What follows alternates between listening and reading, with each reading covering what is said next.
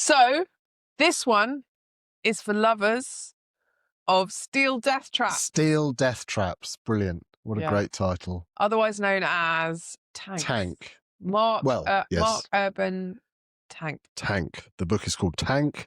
This is my pick, obviously. Wouldn't be yours, really, would it? But it's mine.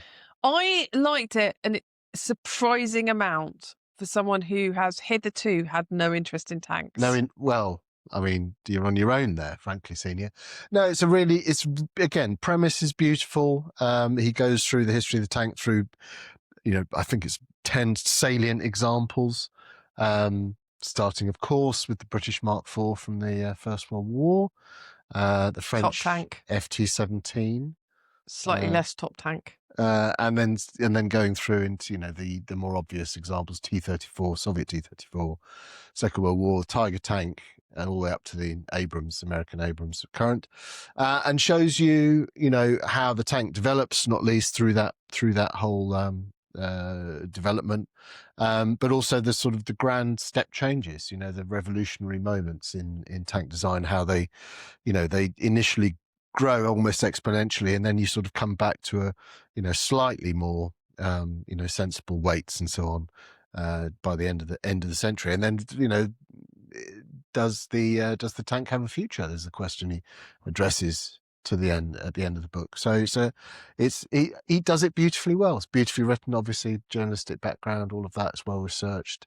A lot of stuff about the development, about how these things actually came into being, and a lot of first-hand material from the men that served in them as well. So he really does a beautiful job with it. He does do a brilliant job, and it is really, really fascinating actually on the age-old relationship between technology and warfare and how they feed off each other. And I thought that was absolutely fascinating, especially living as we are now in the kind of new revolution in military tech and hardware. And just as the tank was, we're living through another one where drone warfare, etc., is a kind of new wave of military evolution. It's almost the new tank, it's exactly analogous, isn't it? Because the tank is developed as a way of trying to get around the stasis on the Western Front in World War One.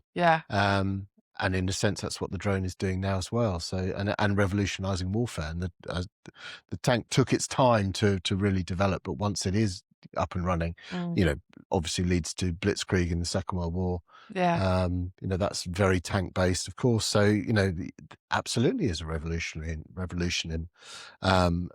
military theory and military technology. So, and also absolutely bloody terrifying to be in one. Almost as terrifying as a U-boat. Yes, almost. I mean, if your U-boat gets punctured, you're only going in one direction. You might have a chance of getting out of a tank, but so it's another steel death trap.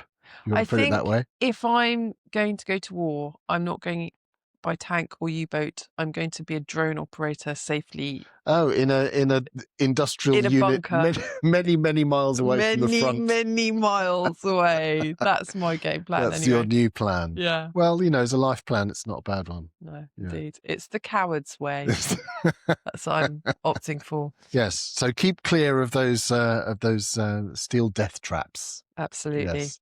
But for the people in your life who love a steel death trap, who love military technology, who love reading about how technology and warfare are inextricably linked together, and who love an engine, you love an engine. Oh, I love an engine. Yeah. Then this is the book for you. Yeah. For them. Buy them that gift. Yes. Tank. By Mark Urban.